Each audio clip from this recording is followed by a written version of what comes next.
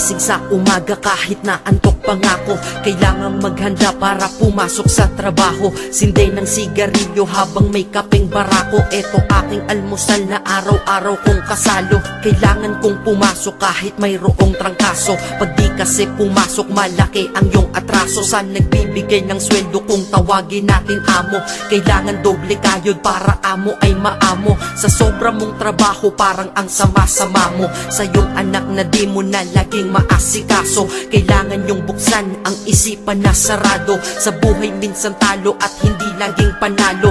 Wala kang aasahan, walang mamamalato.